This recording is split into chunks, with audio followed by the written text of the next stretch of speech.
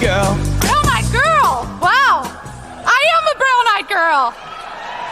Let's give it up for all the brown-eyed girls out there! It is so great to be here in the Villages in my home state that I love, the great free state of Florida.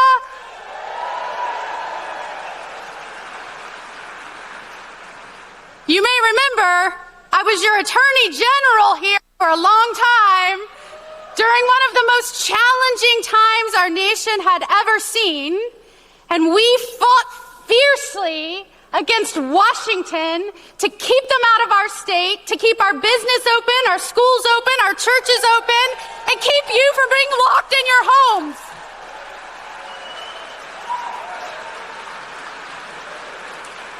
And it is so great now to be your newest United States Senator, taking over for Marco Rubio.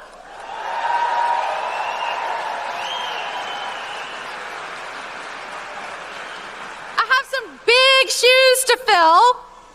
I've decided throughout my talk to you today, I can say no tax on Social Security, and you're all going to cheer. At whatever time I say it, no tax on Social Security.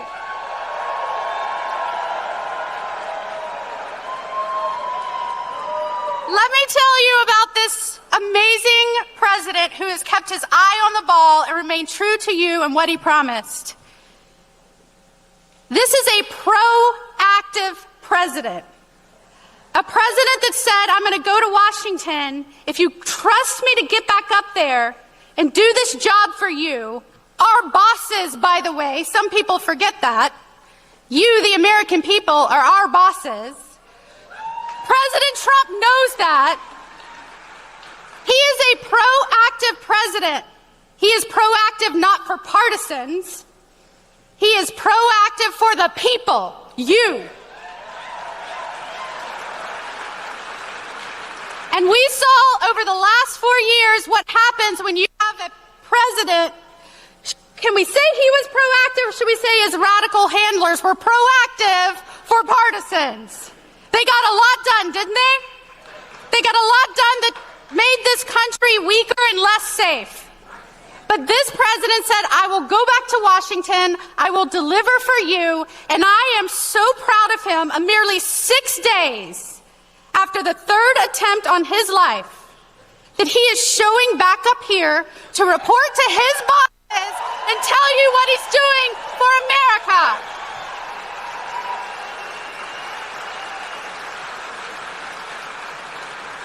And he said after that happened, and it touched my heart, and I know it touched yours.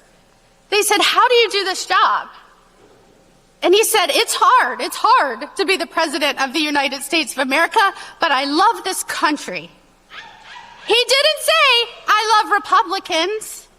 He didn't say, well, I don't know that he would ever say, I love Democrats, but he didn't say, I love Republicans. He said, I love this country. And every decision that he is making right now is with the interests of this country, with the interests of the safety of you and me and our families, with the interests of the security and prosperity of this nation for the next 250 years. That's what he's thinking about.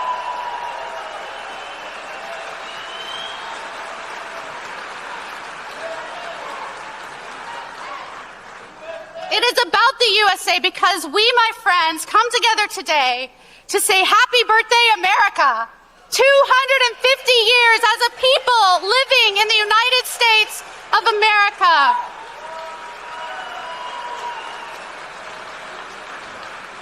And what made this country great, what it is founded on, is that the power of this nation is a people coming together, a free people, to govern ourselves, giving your government a very limited amount of power to make sure we are protecting your rights.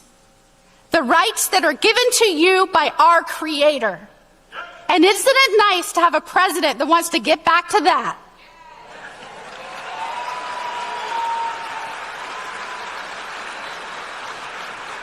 A president that wants to make sure that your government is working to you, for you to make sure that you can live freely, that you can pursue opportunity, that we're committed to protecting life. be great to get back to that. Protecting life. And the Democrats over the last administration showed us how much they value safety and security and life in the failed states and cities across this nation. And as Attorney General, I said, we have to do what the people expect us to do. Protect them. Protect them. And so as your Attorney General, I was so proud to stand up and urge Biden to say, why don't you declare those cartels that are wreaking havoc and trafficking humans and drugs, why don't you declare them foreign terrorist organizations? He ignored me. You know what President Trump did on day one? He declared them foreign terrorist organizations.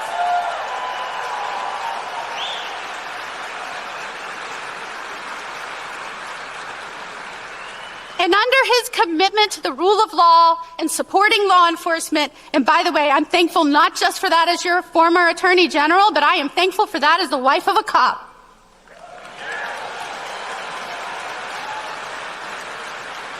He said, I'm going to stand by them and make sure that they know they have our support to do their jobs and protect the people as they enforce the people's laws. The people's laws. How shocked were you when people around the nation, rogue prosecutors, mayors, city councils are like, we're going to ignore the law. I mean, my goodness, these days, I don't know what to expect coming from the other party. If you're not a criminal, a cartel member, or a communist, you're out of luck. That is what I am facing as your United States Senator on the floor right now. And it is so nice to know I have a president that hails from the great state of Florida.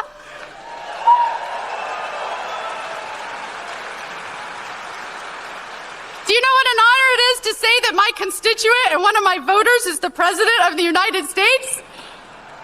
Pretty cool. But he is committed to be proactive for the people. That means he is focused on making sure that kids have real educational opportunity, that their parents are empowered, and that it doesn't matter where they're born, what their zip code is. We're going to make sure they get the education that's specific to their needs. That's educational choice, and we delivered that for you last year.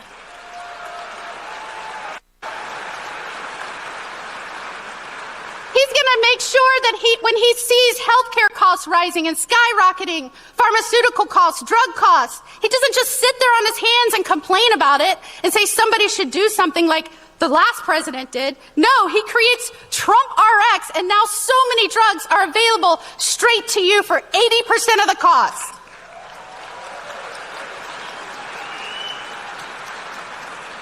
And when he stood at podiums and said to you, I am tired of your money going to people that aren't even United States citizens. I'm tired of your money being wasted and going to criminals.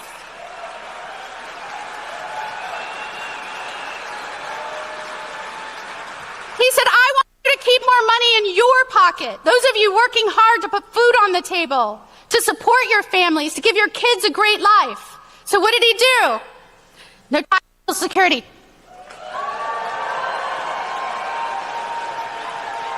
No tax on tips, no tax on overtime. More resources for child care. More resources for education. And I could go on and on, the things that we have gotten done and delivered for you proactively for the people, not special interests, because this is a government by and for the people, not a government for itself.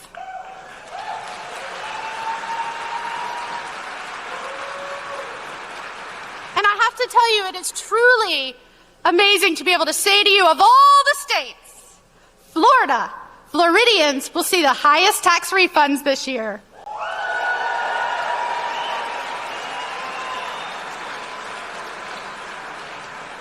But it is incredibly frustrating to have a president come in and do all of these things and take the heat and take the rhetoric and take the criticism, take the attacks, do all of these things.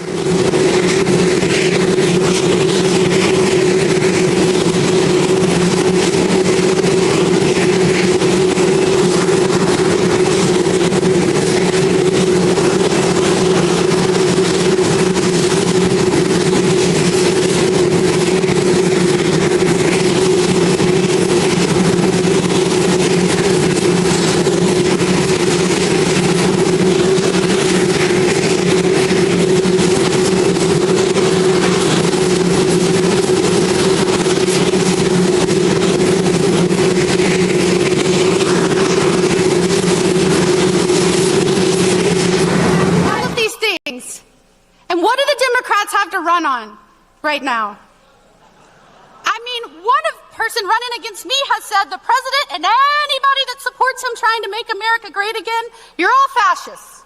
It's that simple. Did you know that? I have another one who thinks the fastest track to earning a seat in the United States Senate is to stand on the state floor and scream with a bullhorn. That's Angie Nixon who's running against me, and she is more left than AOC. She's Florida's own AOC. But we gave you no tax on Social Security.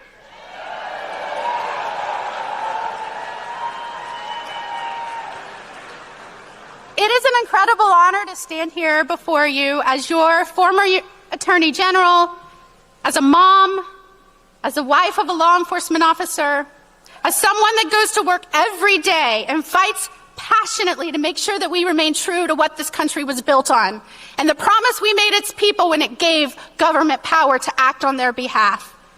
To try and deliver accountability to you, to make sure that you trust government, that you believe it is working in your best interest. I wake up every day and go to work to do that for you. And on our 250th anniversary, I think it's about time to tether back and anchor back into the things that made us the United States of America.